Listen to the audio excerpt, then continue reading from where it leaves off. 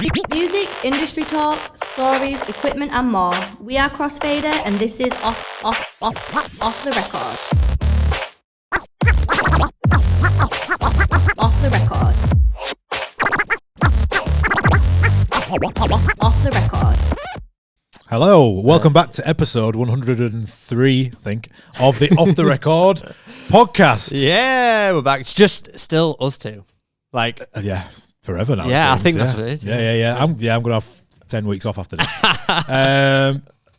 I'm going to say it. It's coming home, Jamie. It's coming home. Is it coming home? It's coming home this weekend, the Euros. Anyone listening from Europe? Do you know, I think there was some week. exciting episodes of the podcast last time England were in the World Cup, right? Yeah. I think we all got very giddy on the podcast quite a few years ago. Very giddy until we lost. Until we drew France. You've got France in the sweepstake. I do. Which is basically nailed on. But if you are listening and your team is in the Euros, who's going to win it? Let us know. But it's obviously going to be England, right? It's coming on. Obviously. God, we get so annoying this time of year. So annoying. I just become a hooligan for like a month. But fun. I am doing a fan park here in Leeds, outdoor fan park thing, where they show the game and drink What beers. do you play for that? Yeah, you know how to play. You play like Samba de Janeiro and like just all like football house tunes, sort of. But you basically they come in an hour early. You get them all a bit hyped. Okay. Game goes on 45 minutes, and then in between you can sort of get. It depends how it's going. Like if it's a bit tense, don't go too much. But then at the end, it's amazing, right? If England win, it's great at the end. It's like a big party at the More end. than ever, you've got to really work the audience because of you've got to play off the mood of something that's external to what you're doing. Well, the thing is, at the end of it, if and when we get beat, it's like it's over. Like people don't just hang around for like the music. Like, people just bye. People just leave. People just go home. So yeah, it should be fun. Might have a few beers. Speaking of a few beers, we're alive, aren't we? We went to Parklife last week. Yeah, if you listened to last week's episode, we were discussing who we were going to see and what was going on. And we're like, really? It's happened. It's happened. It was good. The team went, really good. We better than the year before. We showed up, I think. Better than the year before where we spent, 8 hours just in a VIP tent. Yeah, which just because they were great DJs, we actually got in front of some acts this year. Oh yeah, and I think because there was a bigger team of us all out there from Crossfader. It was a great festival. Highlights up until where my memory blacks out. Jamie at like 2 p.m. He's like, I need a coffee. Where's the coffee vans? Like literally want any coffee vans. Were we listening to Camel Fat at one point? That was like late. So I remember that. I remember raving in the big hangar area to Camel Fat. That was a vibe. That was like a good point in the evening for me. Sammy Vergie. Sammy Vergie was great because that was like the warm up. He was on in the early afternoon. 2ish. For the UK crew. Like he plays that, he was back to back Interplanetary Criminal and he plays like garagey, bassy, just bassline. Feel good vibes, like, vocals with wobbly big drops. Yeah. So that was a good like party starter. And it's mad to see the whole like festival flocking at 2 p.m. in the afternoon just to this one stage for a garage set. It shows. Because we grew up on UK garage, right? Yeah. And when we come up like playing garage, it was like seen as like room 2 at the back, it's always a bit of trouble, so keep it quiet, that kind of thing. And it was seen as not like you just kind of like locked it away, whereas now it's like at the forefront of especially UK culture. But then you've got Skrillex and Fred again at Coachella playing garage and grime and drum and bass. There you go. It was a sick moment. Then Giotti came on sort of midday and she was playing like more like global sounds and like ballet and Brazilian funk and like Moonbaton and it got daytime vibe. Yeah, her set was like a great DJ set where it started off at one tempo and just gradually got faster and faster, which was sick, wasn't it? Really cool. And then Disclosure at the end. Did we see a bit of Peggy Goo too? You did. Like, this is where we got lost. You saw Peggy Goo. And I was at the Sugar Babes. You were at Sugar Babes. Don't mind that. Great time though. I had to relive it through some videos. Videos are great. But it does bring us on to today's discussion about the nightlife industry. And I saw this thread and this tweet, and then I started doing a bit of digging around nightlife in general, the nightlife culture, the clubbing culture.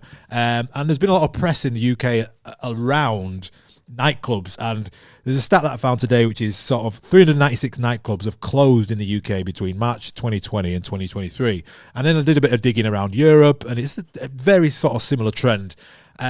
whereas, the sort of festival culture and big gigs culture is thriving. So there's obviously some sort of disconnect. But I think there's some reasons why nightclubbing specifically is changing.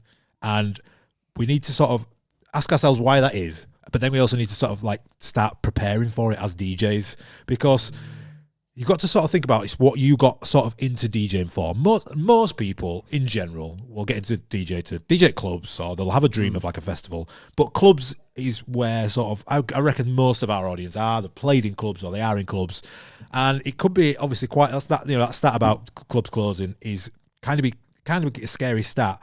But you need to start sort of either rethinking it or get ahead or start thinking about actually where it's going, because I don't think it hasn't gone. It's just gone to a different place. Well, there was a really good discussion about this at IMS. Obviously, we did a roundup of IMS a few episodes ago, the industry International Music Summit in Ibiza that I went out to, and there was a big topic and discussion about the closures of small venues around the UK. Yeah. And what this does is it takes away that grassroots, entry into the industry for a lot of new artists, new DJs, up-and-coming people. If there isn't a stepping stone up to the big festivals, then where are the new DJs going to get their, earn their stripes and, play those small venues with 100 people in, if they're all disappearing and can't be supported? So there's definitely this huge knock-on effect to the DJ industry happening right now in the UK. But it's very interesting because, like you say, there's so much we can do, but then if nothing changes and these venues keep shutting, then, rather than fighting against it, what can we do to try and,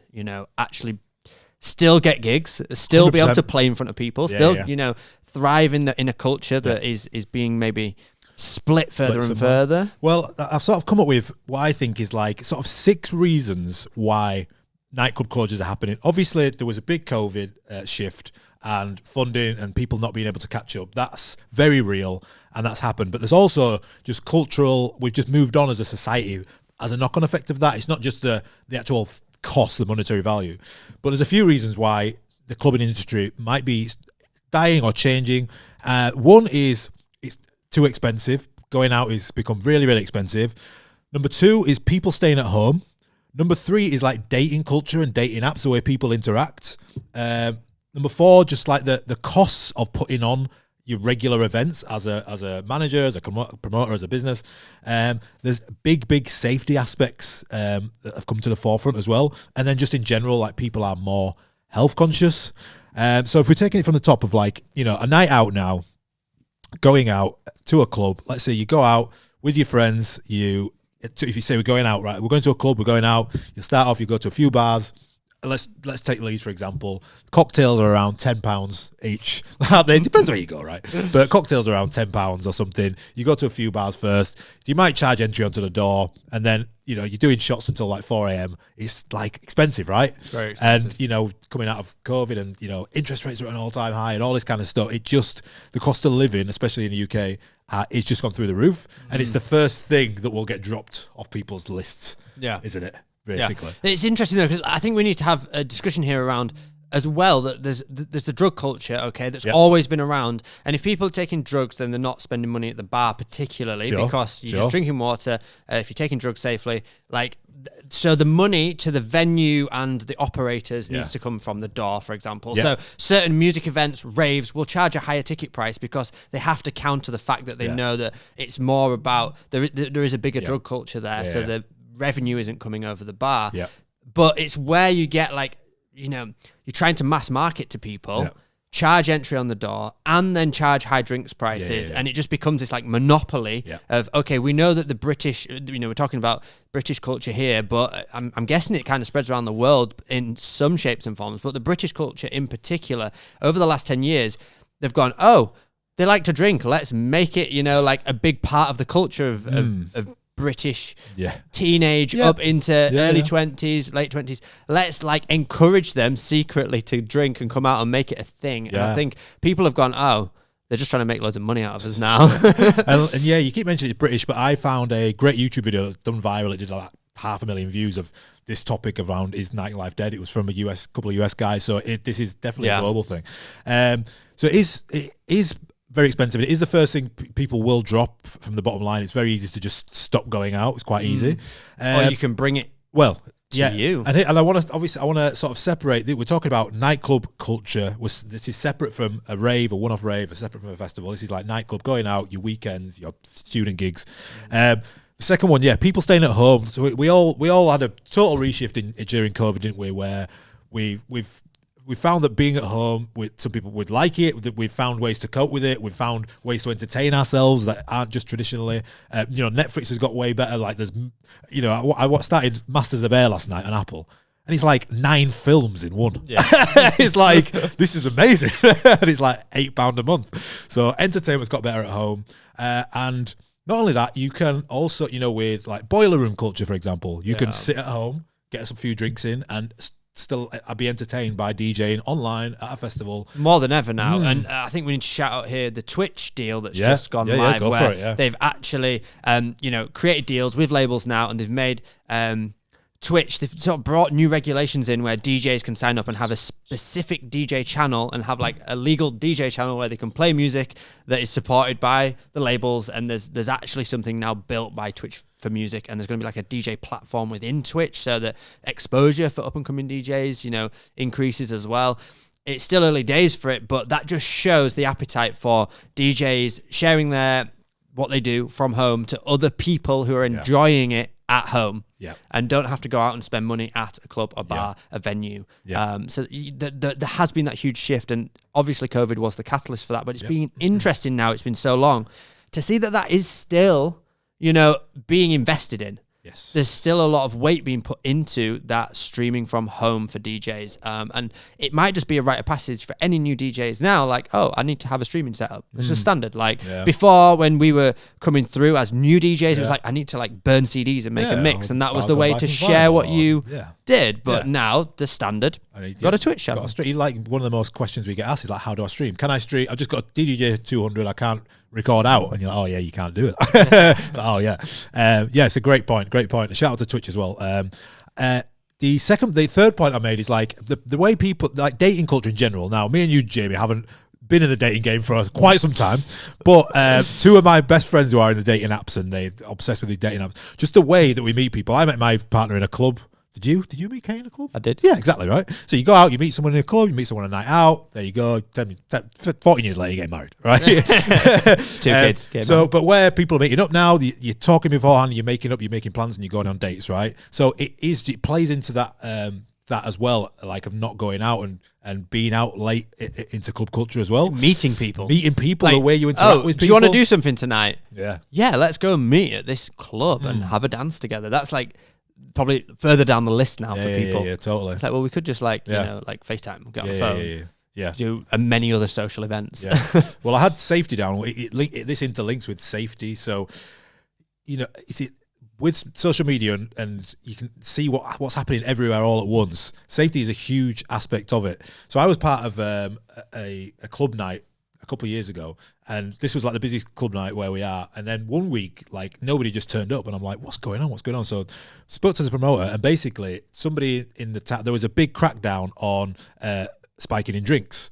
So the whole of like the 2 universities around where we are got together, and they just basically said, we're all not going out as a sort of protest. Wow. To make your industry safer. So for like a whole, I think it was like 2 days or something, like none of the girls went out for like 2 days, which is amazing, right? And then you saw a big shift in nightclubs, having those little things that you put on caps, little like paper caps that you put on cocktails, or going in and finding ways where you can protect yourself. And there's this thing in the UK called Ask Angela, where if you feel unsafe, you can ask somebody behind the bar. You say Angela, it's like a code word that you need help, and all these kind of things are super forefront of, especially younger people, younger generation. It's at the forefront of their minds going out. So if you're approaching someone on a dance floor at 2 a.m, the chances are everyone's just all a bit more on edge than they used to be, which plays into not the reason that clubs might be struggling.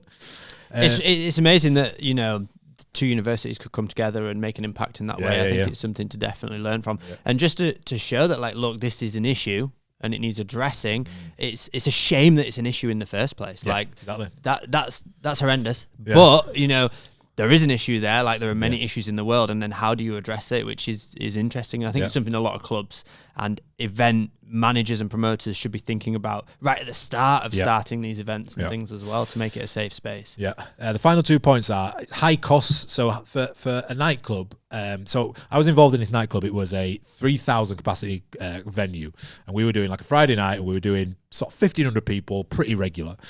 After COVID, and they hiked up the energy prices and all this kind of thing, and basically they had to close because their energy prices tripled. And they had to pay an extra something like £300,000 a year in energy without anything changing. And they would basically have had to do like an extra something like 20,000 people a week to make it viable, which just isn't going to happen. So it's the economics of how a venue would operate and the costs it takes to run a venue, and where do those costs come from? Get incurred. So are the costs being passed down to the punters, the people, the customers, or are the costs being soaked up by the government? Where are the costs being incurred? So that is a really interesting one, especially again in the UK. We've had this huge thing with energy in the last few years, which has played a huge part. You're right. Like you say, it being put onto the customer, that particular example, you'd have to go from charging £3 on a door to like £30, and it's then you're going to go down to 500 people, aren't you? Like ridiculous. Well, if that. And the last one is we are all super health conscious. There's an abundance of the rising. This was off the back of COVID as well, right? I think so. I think two things. One, back of COVID. Two, the sort of rising, I'd say probably like podcast culture, where you've got like genius minds who have done something for all their years, talking about their whole life's work in a 2-hour period that you can soak up. You talk about Diary CEO, Joe Rogan, they have these brilliant people, and all of a sudden you just have access to this knowledge that you didn't before, and you're like, oh, sleep's good. Like we all intrinsically knew it, right? But now like we actually know sort of. Well, someone commented on here saying my generation don't go out at night anymore, we're just about the daytime raves. Like, but again, it goes into we're gonna get onto like, because I think I just wanted to talk through like the issues so that we all sort of know what they are and the reasons for it, and then sort of how do we sort of navigate it. It's tricky as well, because if you fix one issue, it doesn't necessarily fix the industry, right? It doesn't change and then bring the clubs back. It's a myriad of many issues all coming together at a very similar time, which is causing like this doubling, compounding knock-on effect, which is then, making it impossible for venues to stay open. Interesting. And all industries have a sort of shift, a shift at some point in our life. Whether back in the days when it used to be coal mining, or all the way through, industries have changed. And I think that now we know these issues. If you sort of think about, why you got into DJing personally, like what is the actual real reason you got into it? You can get really down about this sort of information, be like, oh well, clubs are dying, so I might as well go and look for another job or something like that. But it's like, so what actually did you get into it for? I was like, right, I love DJ, I love playing music to people, I love like hip hop and R&B, and if that's the sort of core of what I love, then that can just move with me in a different time. So the rise of where we are, especially the rise in the UK, the rise of brunches, daytime events, rooftop bars they have started to grow and grow and grow. Venues that are like, like Roxy Ballroom in Leeds, where it's like you've got, you go there, you play pool, you do bowling and all that kind of thing. If they have DJs on, and it's kind of like changed, doesn't it? Or it hasn't changed totally, but it's moving towards that direction. Or, private events and corporate events and that kind of thing. So you might just need to sort of shift with it. And not only that, there's never been more of a diverse way to make money as a DJ. Now. So I was just thinking about this as you were running through it. So, if you go back 20 to 30 years, it was like a DJ's job was very specific. It was playing music either on radio for people to dance to in some kind of venue, shape or form, or maybe for parties and weddings, those are all still viable routes and options. But now with social media and the increase in popularity in what DJing is as a culture, as a whole culture, you have all those extra streams or paths that you could go down as a DJ. Just even playing in stores, it's like a common thing now. There's stores all around the country that want DJs every weekend, and that's like a residency gig now. It's a whole other stream. Online, like we were talking about, there's online ways to make money as a DJ. It's not maybe a full career, but hey, it was you could never make money as a DJ online before. There's that extra revenue that you could tap into potentially as a DJ. the tricky thing is the fact that it has become so popular as well and so accessible. Yeah. So you've got to think there's an exponential growth of people able to pick up a controller, spend a little bit of money and be able to like be a bedroom DJ. Yep. It was a much harder entry to become a bedroom DJ because you had to spend more money a long time ago. And there were not, it was very much defined as like, okay, it is just simply a hobby, or I'm going to try and like play in clubs and play to people. Whereas now there's a very much a crossover. It's like, well, I'm a creator. I can make videos, so I should make money out of it. And it's that fine line of, okay, is it still a hobby, or are you really trying to make this a career? Yeah. And I suppose leaning into that, Yeah, totally. Like this is about sort of leveraging what you know, like what we just told you about all these things is like, okay, these are the facts. How do we leverage it? So there's a great, like on YouTube, there's so many growing communities of pockets of different genres and different ways of DJing. I love a channel called Parklife, where it's just a group of people playing sort of Afro beats in an apartment, and it's like I've seen loads of these little pockets of YouTube channels popping up, and that allows you to still play the music you love, still get involved with people, but then you'll have advertisers loving the fact that, this channel's now got, I don't know, millions of followers everywhere. And then that opens itself up to monetization. And not just that, you see these DJs, I follow DJs who go to like, they'll pick up the 400 and they'll go to like really unique locations and they'll start filming. And it's like, that's a way for you to do something you love, go somewhere amazing, start building a following, and then, the sponsors, the advertisement, that will come. And you can start getting really clever about building an audience somewhere and then how you monetize it. Because there's various ways to monetize an audience. You can do it through like a Patreon where you sell edits, or you sell exclusive remixes, or you can literally make ad revenue from YouTube. You can make sponsorship deals where, Lou beer plugs will be like, oh yeah, you've got 20,000 followers. Of course, we'll give you some money to promote us.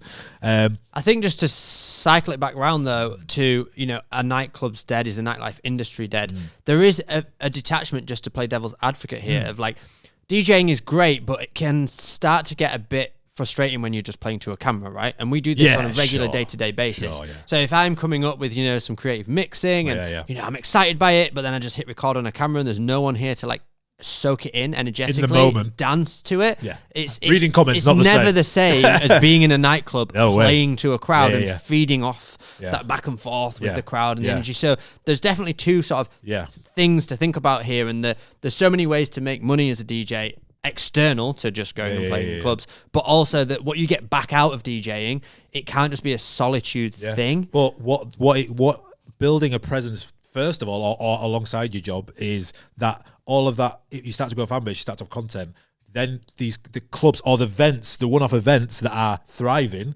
that's when you start getting attention from them, and then you can go and get that joy of being in a crowd somewhere. I think someone mentioned it as well in the comments, because we're live, that there needs to be more of this, little cliques coming together. So you and your friends having a little party. This has always been the case. This isn't new, but I think it's something that more than ever, because of the opportunities are so minimal, like getting you and your friends together and just having fun and playing music can actually turn into something. You don't have to have an end goal for that, but let's just do that and see what happens, because that's where a lot of the best events are born. Usually they start as house parties. Even Stormzy here in the UK has just opened it. I just mentioned that. Yeah. So he's Stormzy is a huge grime artist that then became like a pop act, and he's sort of leading the way in the grime scene here in the UK from a like commercial perspective. But then he's opened a venue in London, which is a house. It's got a kitchen. It's just a house, right? It's got bedrooms, kitchen. But it's got a sound system throughout, and it's basically a house party, but a venue. So, I mean, great for Instagram. Looks good, Is that killing the nightlife industry? It could be in itself, but it's something different. It's another way to approach it, and it's just showing the appetite. People have lapped it up because they've gone, I connect with a house party. With it, and there'll be DJs in every room. So you could just bring that to you and just have your friends over, have a bit of a few drinks or whatever, chill, play some tunes, and you never know what's going to happen just playing some music to friends. Yeah. And once you know the pitfalls, like, we talked about safety, we talked about people being health conscious. you know, if you are still in like that, if you are still in the scene or you are doing your own events, you like promote about that and shout about that because it's what people care about. It used to be back in the day, like 2 for 1 drinks, £1 all you can drink, and everyone's like, yes. Whereas now it's like, by the way, we're checking everyone's bags or something. We give you this for your drink to help you. We make sure that you're with your friends. You know, we've got extra support behind the bar. We've got extra training. Also, you know, we opening the doors early so you can get to bed early. Like this is just a remarketing to the audience and where we live at, basically. Something we haven't touched upon is phones in venues. Okay. You know, a lot of people cropping up in the comments saying, "Is this a big catalyst for the death of nightlife? Having phones in venues?" Because you know, if we go back to let's not even talk about the weekly, you know, going out on the weekend with your mates to a club. Let's talk about the big venues. Let's talk about the festivals. Right. Like, people get really frustrated by the fact that there's thousands of phones just videoing an event, nobody dancing. Like, no one's there for what it's been. Or, you're there to tell people you're there. Yeah, you're not there to soak in the music and enjoy the experience, like, and dance with your friends and socialize. You're there to just say, I was there. I totally disagree with. You totally disagree. Well, no, this is good. I think this is a good. I think it's totally like somebody will film part of a set and then they'll go back to dancing for 20 minutes, right? Like people don't literally stand there for 3 hours, right? You film it for a little bit, your favorite song, for example, and then you dance, right? So yeah, I mean, you know, for me, if I'm having a good time, I'm not worrying what anyone else is doing. I'm just going to dance and have a good time myself. So that's the output that I want from it. Other people want different things, but I think that there is definitely like it's caused a bit of tension, especially for artists who try and share the music, and they're like, I've just got a load of people that don't actually care. They just want to say that they were here, but they don't actually care about my music anymore. I'm just like an avatar that they want to film. Yeah. So So yeah, like I say, I think I mean, we won't get onto AI and VR and all that kind of stuff, but it's another conversation. But it isn't. It's just a. I think the whole sort of takeaway is to like make sure that you were adapting with it and evolving with it. We've all got access to so much technology to help us sort of navigate this. Like, you know, outlets like this one where we can talk, share our opinion, share our experience, and take note. Go away and be like, okay, yeah, that makes sense. Now let's start doing it this way. I still love to go and play, you know, tech house or something like that. However, there's not a lot of tech house places around me. Let's start a little community online. Let's get my friends around. We'll rent somewhere out. Let's put a camera in there and like let's go back to why we're doing what we love. Yeah. And usually that works out in the long game because you can stick with it for longer. Yeah, 100%. Enjoyed that conversation. It was very cathartic as well. Off to open a nightclub. I want to go to this Stormzy event though. It looks so cool. It does look Stuff good. Like that will get more and more popular. Like the unique places to sort of go out on a night out. Will start popping up. But like I said, the festival scene, the event scene. Is definitely, and like weddings as well. Like I've seen some crazy weddings this week. Like, it's getting more and more wild, obscene. Like I say, DJing shops and things like diversifying revenue as a DJ has never been bigger. And that Twitch deal coming through this week was amazing. Yeah. If you are interested in sort of learning to DJ and getting gigs, we've got a gigs course and all this kind of thing. Then you can, of course, go to wearecrossfader.co.uk. Check out all our courses that we're talking about. And just use the code off the record and you get 20% off all of our courses. We're right in the middle of finishing off a drum and bass course, which is coming as well. Yep. But we've got over 25 courses for you to check out now. We'd love to see you inside there. Have you got any questions before we start blasting out some tunes? We are going to add to playlist in like a minute. Do you know, I've got one question, but I've favorited a few just good like quote, just what people are saying. I'll go. You go get set up. I'm just going to read out some good comments from people as we've been talking about this conversation. So someone said here, yeah, it's on its last legs. Young people don't care for nightlife and prefer festivals and day parties. Someone else saying, my age group prefer day parties too. Someone else saying, in the US, nightlife spots and clubs have to deal with gun culture as well, which, it's an important topic. When you're over 30, you don't go to a nightclub. The nightclub is coming to you. Nice. Bringing the rave to the back home. People stood like zombies holding phones in the crowd with an angry face. Yeah. This was a good one. When we were talking about Twitch, someone said YouTube need to do a dedicated DJ thing as well. Yeah. You know what? Yeah, I agree. I'd love that. Yeah, that's great. Yeah, that would be great for us. Yeah. DJs need to start their own smaller events outside of clubs, in my opinion. So, yeah, there's kind of a very much general consensus across a few of those topics there. And great to have the community involved in the chat too. Awesome. So, I'm ready for some tunes. It is time for Add to Playlist, the game where we build your library, and I've got about 5 or 6 tunes that we're going to go through. Jimmy's going to rate them, give them a bit of an energy. Would he play them? Would he not? And then they get what genre would they go in? And I've got some bangers. I'm starting off with a super aggressive, so shoulders back. We're in a nightclub at 4 a.m. right? We're not anymore because they're all shut. This is straight in your face. Are you ready? Okay. Have you ever been punched in your motherfucking Okay, yeah, straight in the face, yeah. Alright, wait. Have you ever been punched in your motherfucking face? Want to slide or you haven't? Alright, wait. Baby king, fuck you mean? I'm here, ho, ice cream, burger colored fist. Is this a mashup or is this? So it started off as a bootleg. Yeah. And it got so popular. I think it's like got signed now. Yeah, it's like a track. Lit.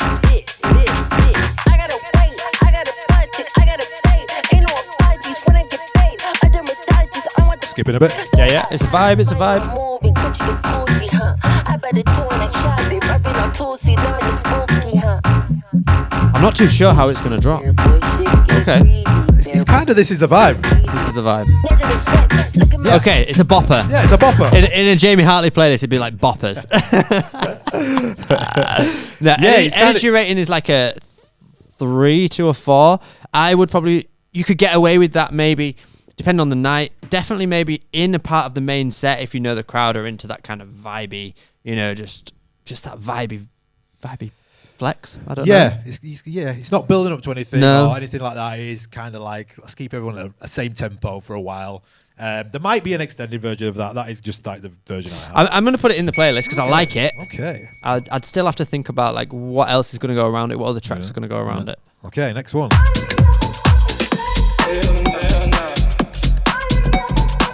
This is like the biggest tune in the world at the minute. And this is the CLO edit. All these tracks will be on Discord after the podcast. The track lists. Yep.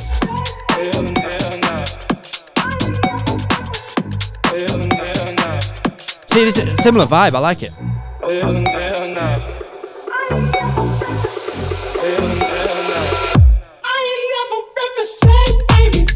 Oh yeah. Did we hear this at the weekend? No, this is the number one tune everywhere at the minute in the world, like every chart. And this is just a nice rolly remix of it. Yeah, little stabs. Do you know what I love about these last 2 tunes? It's really like getting the vibe of the night going, so you really get people in that zone. Do you know what it is? So all you're doing is you're asking people to kind of just do a little bop. Yeah. So you're not asking them to put their hands in the air and then go crazy when it drops in. Yeah. It's that way of getting people just like in touch with the set and the music. At Parklife, this is like 3 p.m. in it. Yeah.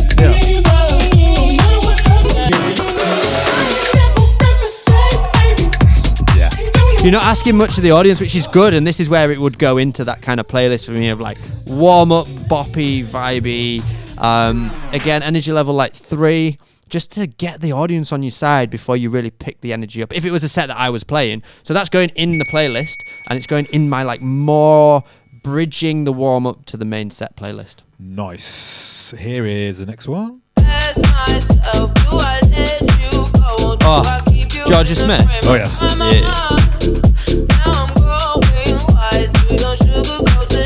I feel like there's loads of remixes of her, but everyone's great. The voice is that ridiculous. Exactly. Hard to ruin. Exactly. Yeah. Hard to ruin. Whose remix is this? This is Unrefined edit. Nice. Unrefined. Georgia Smith, On My Mind, Unrefined edit. I love her voice, man. Where?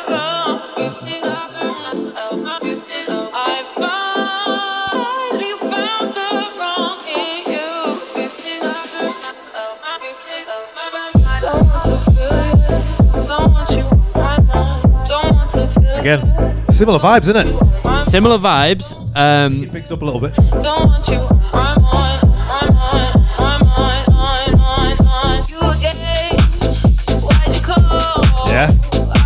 Yep, vibey bopper playlist. And do you know what? Anyone that's like musically conscious in the sort of scene of electronic music will probably have heard of Georgia Smith, and then you can kind of hook that on and know that they'll be like, oh, I know this song, I don't know these vocals, and you just know. Again, it's going to get them like intrigued in the set. Let's see if the second drop's any different. I think it's the same.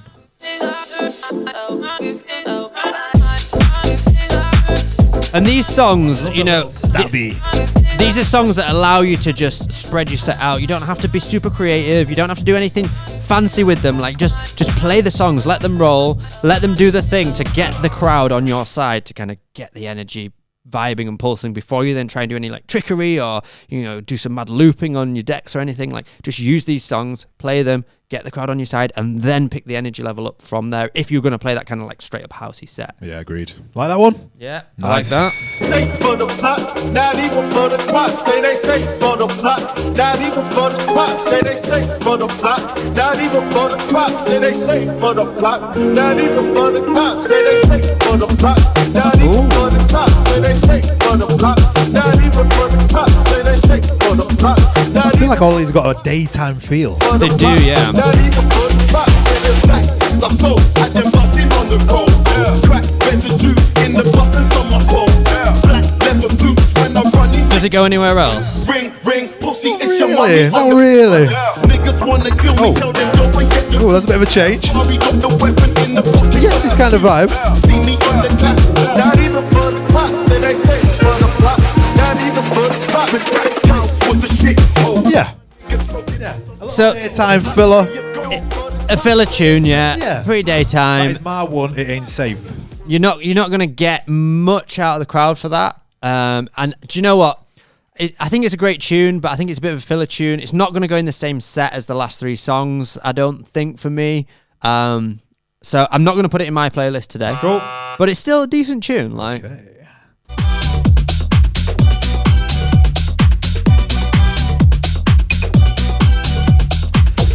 I've been after a great edit of Not Like Us for a while. I've not found a good one, but I like this one.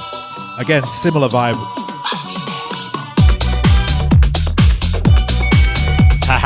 Yeah. I felt like Simon Cowell then. You're through to judges' houses.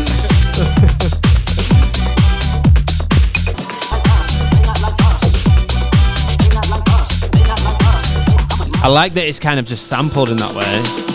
It's not too in your face. Yeah. With the vocals like... It's that shaky shaker at the top that gives the rhythm a totally fast, sounds faster than it is.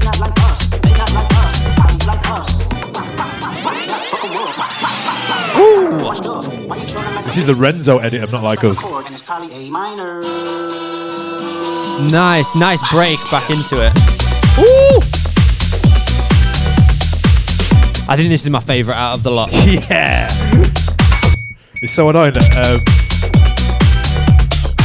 sort of found this like the back end of this song being massive. Right, I really wish it was here. I found it like day one. I've got one more. Okay. Do you like that one? Is that going? Do you like that one? Yeah, that that went in my playlist many times. I think this will be your favourite. Oh, do you reckon? I do. Yeah. Where shall I play it from? Let's play it from this drop here. One sec. Let's play it from here. Oh, disco vibe in there. Oh, you know what it is, 1 minute. Boom. Oh, yes. I love the original. Yes. One of my favourite tunes. One of my favourite. Redbone is top 3 tunes of all time. Redbone. Childish Gambino is just like so what good. a guy.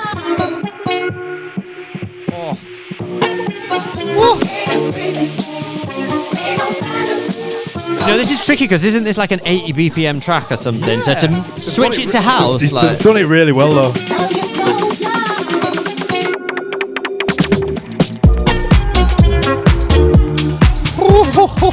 Yeah. It doesn't feel like that tempo is any different to what it is. No, they've done a good job of that. I'd call that like a flip. Yeah. This is, I'm going to pronounce his name wrong, Vin Postega. Edit on Redbone. Has he brought the vocal in or just kept that kind of like... Okay.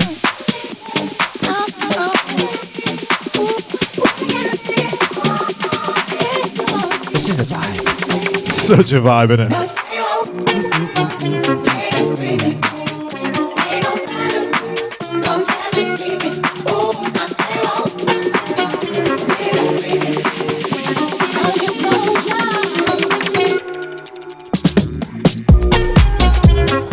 Definitely going in the playlist. Definitely.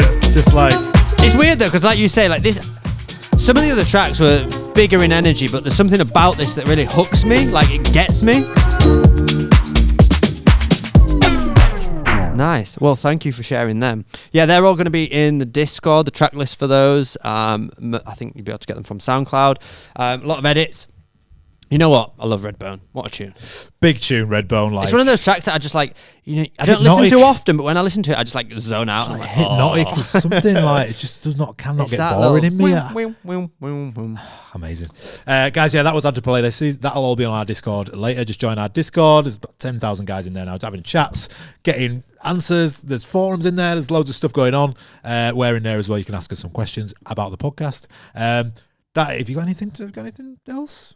No, people are just vibing. Yeah, people are getting involved. That's what it's about. Chat, people see. Shout out to all the producers that are putting these tracks together. By the way, I had 3 messages this week from DJs sending us. There was one guy last week where you had a version where it had like 9 minutes of silence at the end. He's like, "Sorry about that. Here's the actual version." So yeah, any producers, DM us your tunes, and if we've played one of your tunes, let us know. We'll put it on our story or something. But yeah, glad that everyone's enjoying Add to Playlist. We enjoy finding music as well. That's great, guys. We'll see you again next week. Danny will be here doing all the heavy lifting. We'll just be like, go. See you next week.